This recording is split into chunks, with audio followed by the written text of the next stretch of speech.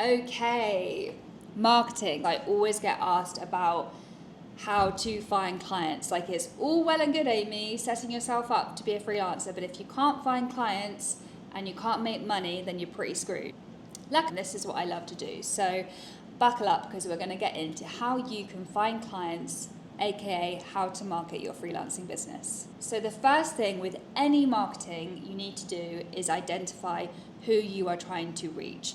Who are you trying to talk to? Because if you're creating social media posts and you have no idea who your post is trying to reach or where they're located or what they're doing, then it's pointless. So figure out who your ideal target audience is. For instance, if you are a virtual assistant, your ideal customer is going to be CEOs of companies. It might be small business owners that just don't have the time to do all of the admin. So where are you going to find them? You might find them on CEO groups or women supporting women groups. Or if you are a video editor of social media content, who is your target audience going to be? It's going to be content creators. It's going to be influencers who don't have the time to edit their video. So write down who your target audience is. And then the next thing, you need to work out what your UVP is. This is unique value proposition, by the way. So basically, it's what sets you apart from anybody else. And actually, this is probably what your tagline on your website is going to be. It might be an SEO-focused copywriter who understands technical jargon. Mine might be a social media strategist with a passion for creative content. So write down your target audience. Who are you trying to speak to? Write down your UVP. What are you trying to sell them? And now we market that. So you've got your ideal client, and you've got your website which houses your UVP. So how are you going to get this out to this? One of the best ways to do this is obviously social media. But before I go into this, I just want to say that being a freelancer is hard work because you have to do so much admin. I've already touched on this before. So I am not going to sit here and say that you need to be on every social media platform, because you will burn out. It won't be effective. So choose one or two platforms that you feel confident with and stick to that, and just be consistent, because social media is about being consistent. You're not going to grow organically unless you're consistent. You could run ads if you have loads of budget, and that will really help you to push out your content to your target audience that are not following you. But realistically, you don't want to be spending money trying to get clients. So organically, I would suggest just sticking to one or two platforms. So which platforms? So there are so many social media platforms. I'm not going to go into all of them, but I'm going to give you a really quick rundown of the main ones that I think are really useful. So the first one is LinkedIn. I think LinkedIn has kind of been overlooked for a while, but it's making a comeback, and I love to see it. LinkedIn is good for freelancers because it's a B2B platform, which basically means it's business to business. It's a network of professionals. So everybody in the professional world is on there. So it's a really great place to connect with people in your industry, to connect with decision makers, and it's also a great place to establish yourself as an expert in your industry. So there's two parts to LinkedIn. You can join groups and start connecting and networking with people. So you can join freelancing groups on there.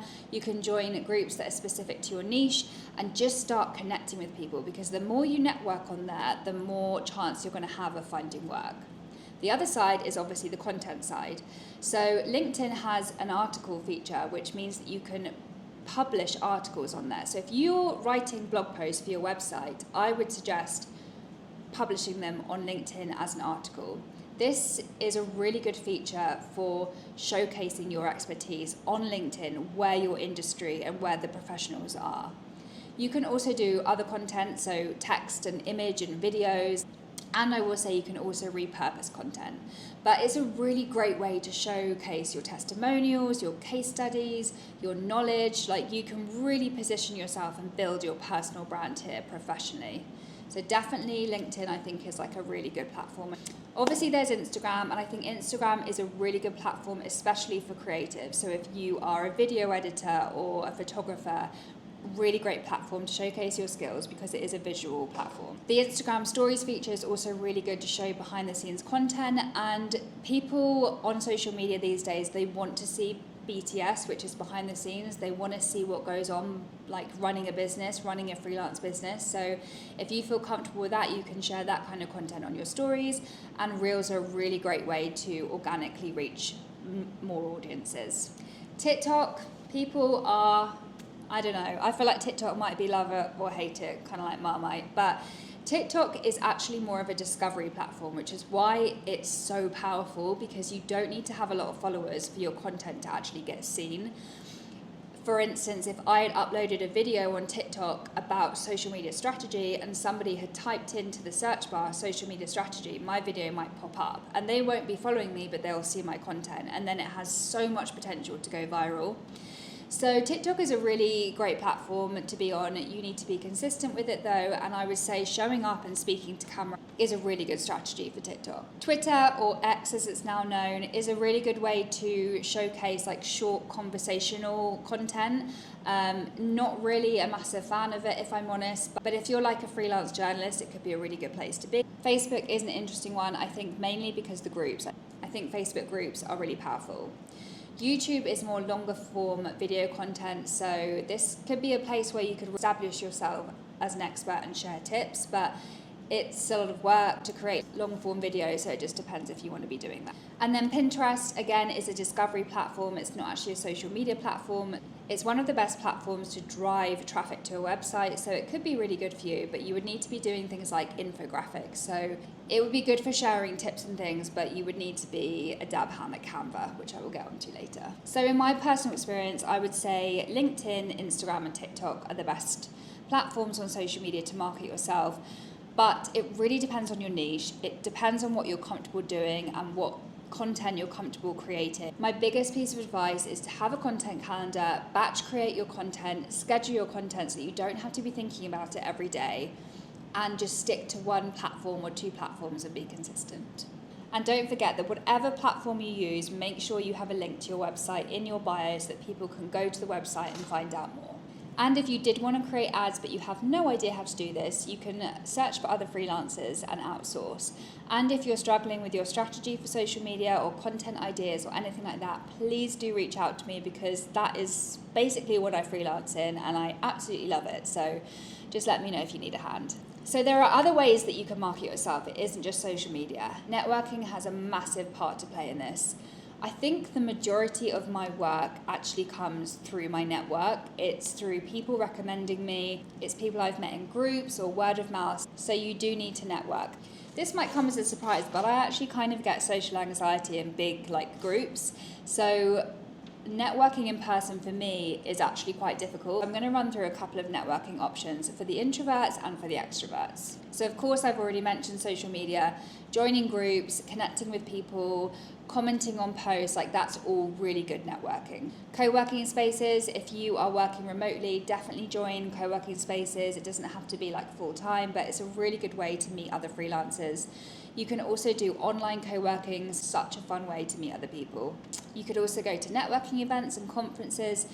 As you start to join these groups and become a freelancer, you'll start seeing events and conferences and webinars. So really try to join some of them. I know it's really hard.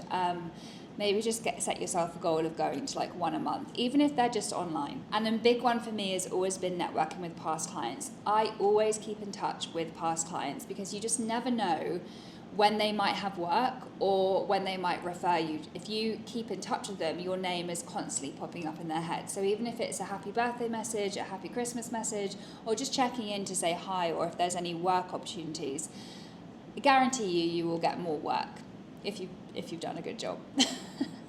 And then, of course, the online community. And this is where I want to talk a little bit about Uncommon Folk. And if you are watching this, then you are here, part of Uncommon Folk. So amazing, and I'm so glad you're here. I fully believe in this community. I just think it's completely changed the way that I freelance. I feel so supported. I've learnt so much from everybody, the courses, the programs, it's all incredible.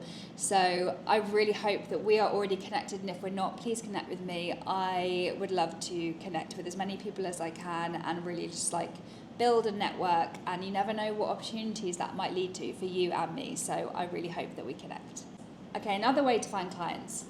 pitching yourself. So this might sound scary, and I actually think that not very many people do this, but pitching yourself is such a great way to get clients, because most of the time clients don't have time to go out and find freelancers, but by placing yourselves right in front of them, they don't have to do the work themselves, and they might not even know that they need the help.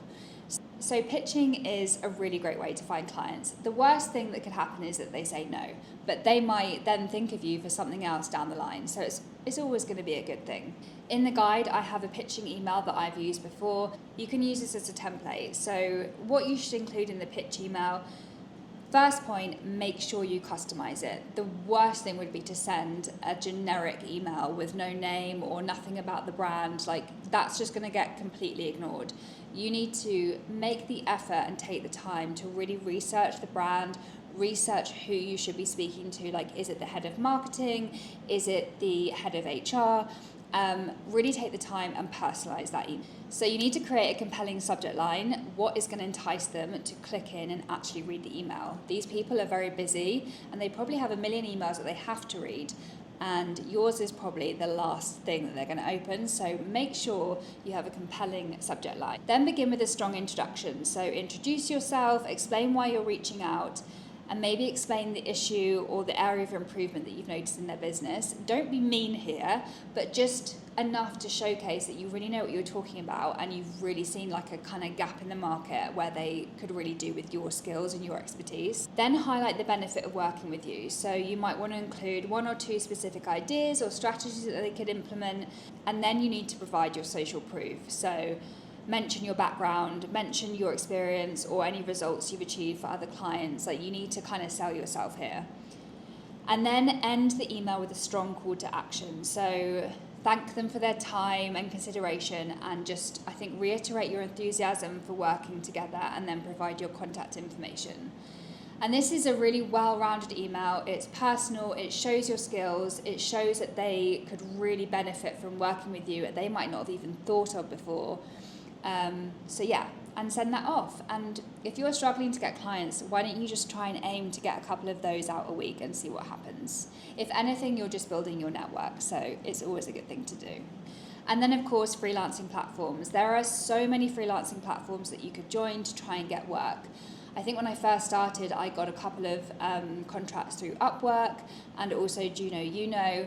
I don't actually often use the freelancing platforms now, because I do just get enough work coming through like my network and my sort of portfolio of clients. But I do think it's still really good. I mean, I hear success stories of people making a lot of money using like Fiverr and Upwork. So definitely check them out. You'll need to create your own portfolio, but if you've already got your website, you can just literally copy and paste everything on and just tailor it to each platform.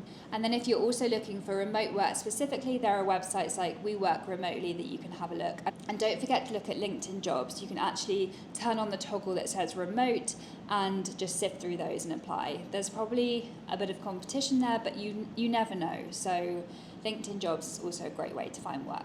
So hopefully that gives you lots of ways to market yourself as a freelancer. If you want to know anything in any more detail, please just reach out, because marketing is what I do and I love it. So I'm here and I'm happy to help. In the next chapter, we're going to be going into working remotely as a freelancer. So if you want to work remotely, whether that's at home in the comfort of your PJs, or if you want to be working from places like this, the gorgeous tropics as the sun is setting with this amazing lush tropical background behind me, then stay tuned for the next chapter.